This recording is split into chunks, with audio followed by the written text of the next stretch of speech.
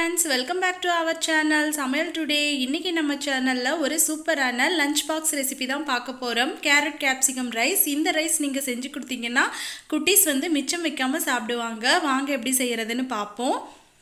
First ஒரு கடாய் எடுத்துக்கோங்க. அதுல ஒரு 2 ஸ்பூன் அளவுக்கு எண்ணெய் சேர்த்துக்கோங்க. எண்ணெய் வந்து நல்லா சூடானதும் 1/2 ஸ்பூன் கடுகு சேர்த்துக்கோங்க. கடுகு நல்லா பொரிஞ்சதும் 1 ஸ்பூன் கடலைப்பருப்பு, 1/2 ஸ்பூன் உளுந்தம்பருப்பு சேர்த்திக்கோங்க.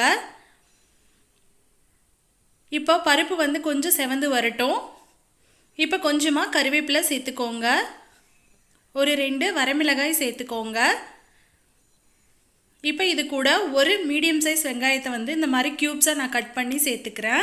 சேர்த்திட்டு இது எல்லாத்தையும் நல்லா வதக்கி விட்டுக்கோங்க. வெங்காயம் வந்து நல்லா வதங்கட்டும்.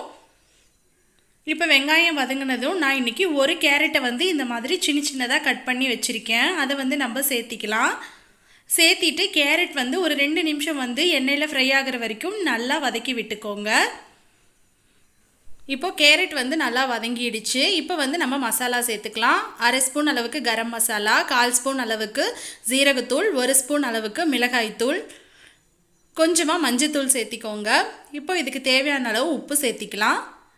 சேர்த்திட்டு மசாலா வந்து எண்ணெயில் வந்து நல்லா ஃப்ரை ஆகிற வரைக்கும் ஒரு 2 நிமிஷம் வந்து நல்லா வதக்கி விடுங்க. இப்போது மசாலாவோட பச்சை வாடை போகிறதுக்காக கொஞ்சமாக தண்ணி சேர்த்து நம்ம வந்து ஒரு 2 நிமிஷம் வந்து நல்லா ஃப்ரை பண்ணி எடுத்துக்கலாம்.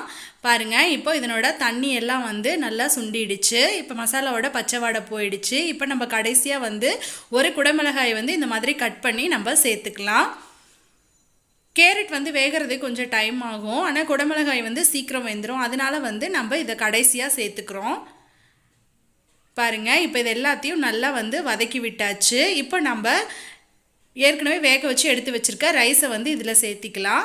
நான் இன்றைக்கி 200 கிராம் அளவுக்கு ரைஸ் வந்து நான் எடுத்து இந்த மாதிரி உதிரி உதிரியாக நான் வேக வச்சு எடுத்திருக்கேன். அதை வந்து இதில் சேர்த்துட்டு கடைசியாக கொஞ்சமாக கொத்தமல்லி தழை சேர்த்து அவ்வளோதான், நம்ம கிளறி அடுப்பு ஆஃப் பண்ணிட வேண்டியதான். நல்லா வந்து அடுப்பை லோ ஃப்ளேமில் வச்சு நல்லா கிளறி விட்டுக்கோங்க. மசாலாலாம் எல்லா பக்கமும் நல்லா இறங்குற அளவுக்கு நல்லா கிளறி விட்டுக்கோங்க. அவ்வளோதாங்க, நம்மளோட கேரட் கேப்சிகம் ரைஸ் வந்து சூப்பராக ரெடி ஆகிடுச்சு. லஞ்சுக்கு செஞ்சு கொடுத்தீங்கன்னா குட்டீஸ் வந்து வேண்டான்னு சொல்லவே மாட்டாங்க.